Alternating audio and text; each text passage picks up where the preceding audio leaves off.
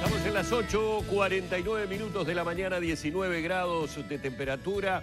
Bueno, desde el comienzo del programa de hoy en Arriba Gente, todas las noticias convergen hacia la enorme preocupación que existe, no solamente a nivel de las autoridades, a nivel de la ciudadanía, por el cambio radical que ha tenido la situación sanitaria en nuestro país. Es buen momento, evidentemente, para dialogar con el director ejecutivo del Instituto Pasteur de Montevideo, el doctor Carlos Battiani, a propósito de, bueno, las cifras, pero también y fundamentalmente de qué podemos esperar en el futuro. Así que lo primero, darle la bienvenida y agradecerle mucho, doctor, el tener este contacto con Arriba Gente. ¿Cómo le va?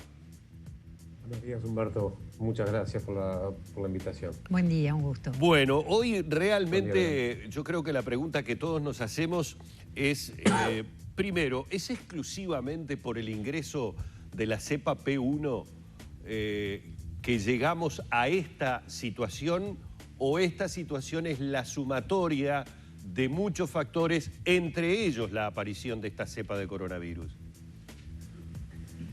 Yo creo que todavía, es decir, creo que la respuesta es la segunda pregunta que usted me hacía. Creo que esta situación se da como sumatoria de un conjunto de factores que todavía estamos estudiando. La cepa P1 fue identificada muy recientemente, con un porcentaje, una incidencia relativamente baja que va a ir trepando, pero todavía no es la cepa prevalente, ni mucho menos en Uruguay. Entonces creo que atribuirle solo la presencia de la cepa P1, la situación actual, solo a la presencia de la cepa P1, sería un error de parte nuestra. Y esta conjunción de la situación sumada a la movilidad inevitable, más allá de la exhortación a evitarla en la semana de turismo, ¿qué impacto podría tener en las cifras justamente toda esta coyuntura que se está dando en este momento tan particular? Y bueno, nosotros de vuelta estamos en una fase muy acelerada de la enfermedad, con números diarios que preocupan y mucho, con situaciones a nivel de los laboratorios de diagnósticos de saturación, de muchísimo trabajo, de mucho cansancio, con tiempos de respuesta de los laboratorios de diagnóstico que pasan más allá de lo deseado. Todo eso hace que se vaya complicando el manejo médico de los pacientes, y por otro lado con un porcentaje de positividad muy elevado, arriba del 12-13% en los últimos días, lo cual ya nos marca de que ni siquiera estamos pudiendo hisopar a los contactos directos de un paciente positivo. Si además tomamos en cuenta que hay un retraso en que el paciente realmente es diagnosticado, eso hace que contactos directos de un paciente positivo puedan estar varios días sin saber que son positivos y estar contagiando a otros colegas, compañeros, familiares, etc. Y bueno, entonces el manejo de la epidemia se vuelve extremadamente complejo. Si no, vamos a una reducción muy grande de la movilidad, y aún quédate en casa con un mantenete en tu burbuja y fundamentalmente mantener todas las medidas de higiene y de distanciamiento social, físico, como hicimos todo el año pasado, la situación está muy compleja.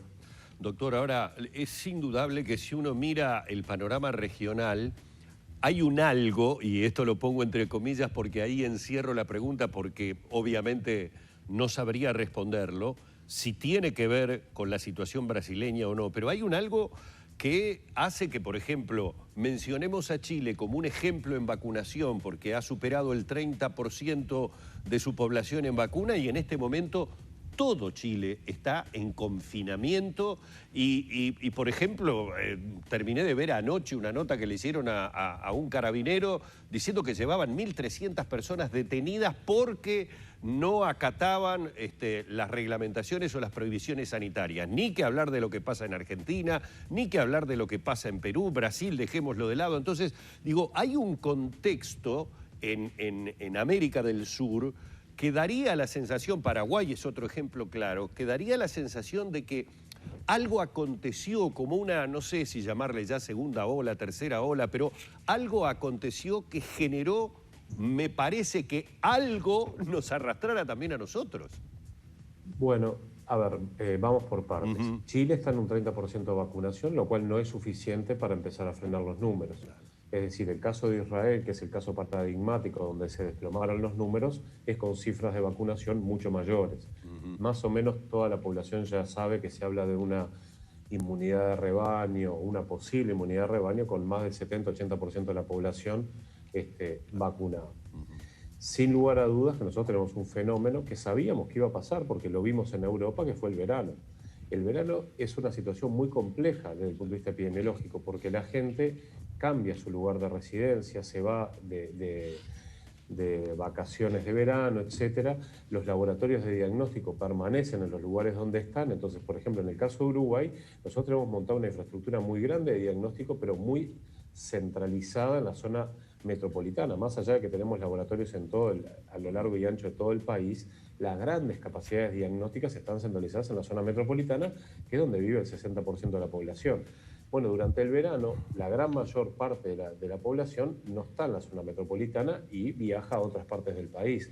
Entonces yo creo que ahí hubo un subdiagnóstico importante durante los meses del verano, y cuando todos volvieron a la zona metropolitana y todo volvió a funcionar más o menos de manera adecuada desde el punto de vista de medicina y de epidemiología, los números empezaron a mostrar lo que estaba pasando. Creo que en el resto de América hay un poco ese fenómeno también, sumado además, obviamente, a la aparición de esta cepa P1 brasilera, que lleva a que la velocidad de contagio sea mucho mayor.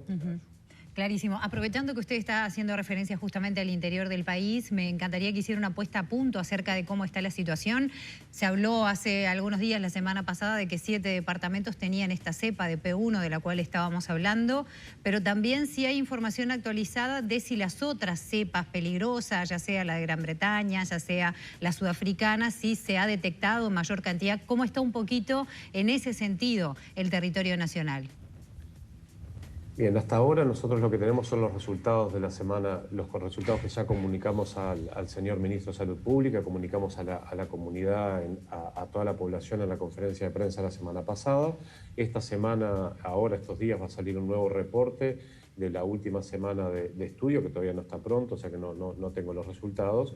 Pero en el corte que hicimos la semana pasada, la cepa preocupante que encontramos con una incidencia de un 15% fue la variante P1. También está la variante P2 de Brasil, que es una variante que hasta ahora no clasifica dentro de la clasificación de la Organización Mundial de la Salud como una variante de preocupación desde el punto de vista clínico, epidemiológico, porque no presentaría características que la doten de ventajas comparativas con respecto a las otras variantes. Doctor, y tomando... Finalmente decir... Sí, perdón. Siga, por favor.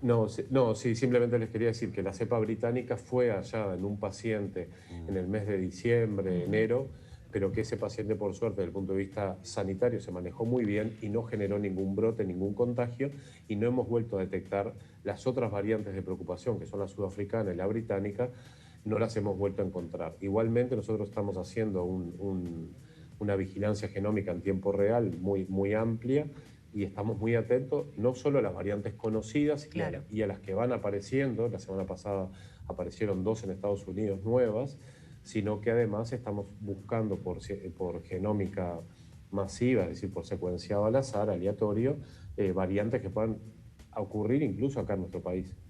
Bien, doctor, tomando en cuenta la explicación en la pregunta anterior, que usted nos hablaba claramente de lo que habían significado los meses del verano, fundamentalmente por esa movilidad desde el área metropolitana hacia otros puntos del país, si bien se insistió y hay hasta restricciones claras en algunos departamentos y medidas tomadas por los propios intendentes, ¿qué podemos esperar después de esta semana de turismo con la movilidad que igualmente ya sabemos ha existido? Basta mirar lo que es la capital para darse cuenta que ha habido un traslado importante de personas hacia diferentes puntos del interior del país.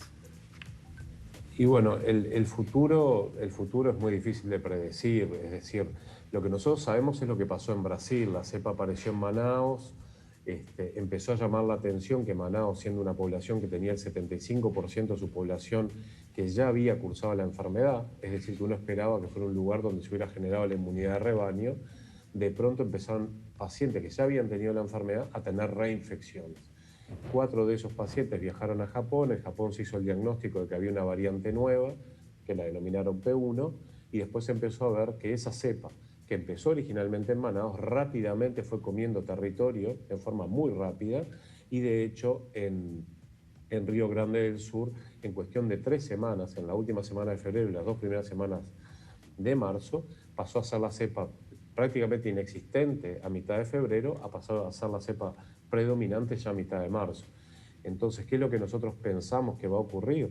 Que la cepa P1 se va a hacer rápidamente predominante en el territorio nacional y eso va a traer aparejado presentaciones clínicas que aún no habíamos visto en Uruguay, que las estamos empezando a ver. Ustedes ya saben de un foco en 33, donde había aparecido un sarpullido de piel, etcétera, pero sobre todo algunas situaciones clínicas que ya están viendo los colegas que trabajan en los centros de cuidados intensivos, de gente más joven, un poco de menor edad que con lo que había pasado el año pasado, que rápidamente tienen cuadros un poco más graves. Entonces es una cepa, es una variante que lo que impone son nuevos desafíos al sistema médico, porque rápidamente lleva a mayor saturación de los cuidados intensivos y a cuadros clínicos un poco más complicados.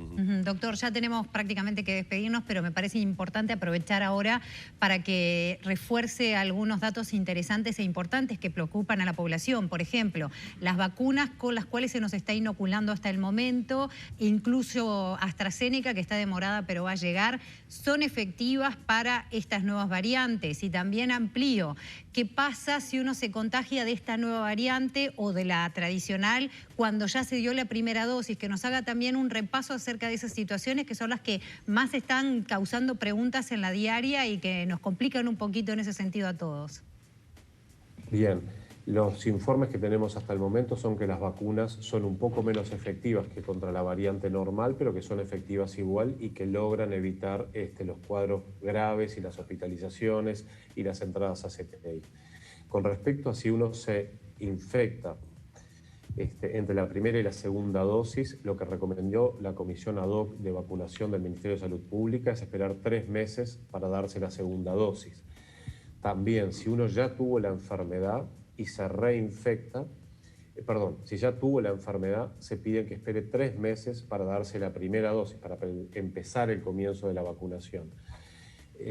Y bueno, y finalmente, si uno ya tuvo las 2 dosis, es de esperar que si tiene una infección no se va a vacunar de vuelta, la infección sea un cuadro clínico de baja entidad. Eso que usted decía, por ejemplo, de la reinfección es importante. Al principio se hablaba de que uno adquirió inmunidad, pero en realidad sí puede reinfectarse con alguna de las otras cepas, ¿verdad? Exactamente. Eso está bien estudiado y bien claro de que si la reinfección contra una nueva cepa existe, la reinfección contra la misma cepa no se ha visto, no se ha reportado de manera significativa. Eso es importante porque capaz que alguien puede decir, yo ya estoy inmunizado, pero sin embargo en este momento no. Por eso quizás el concepto para cerrar es la vacuna es una gran herramienta y nos va a permitir rápidamente llegar a una mejor situación epidemiológica, pero no nos podemos descuidar de todas las medidas no farmacológicas que hemos recomendado a lo largo de todo el año pasado, la ventilación número 1, el uso de la máscara facial correctamente, tapando tanto la boca como los orificios nasales, el distanciamiento físico sostenido acompañado de una muy buena ventilación y la higiene de manos, obviamente, para evitar el contacto mano-boca, que es una fuente de contagio importante. Doctor, ha sido más que amable, como siempre. Muchísimas gracias, que tenga una buena jornada. Muchas gracias a ustedes, muchos saludos y saludos a la audiencia. Bueno, hemos estado dialogando con el doctor Carlos Battiani, director ejecutivo del Instituto Pasteur de Montevideo, a propósito de la gran mayoría de las preguntas que todos nos estamos haciendo en este momento sanitario complejo que está atravesando el Uruguay.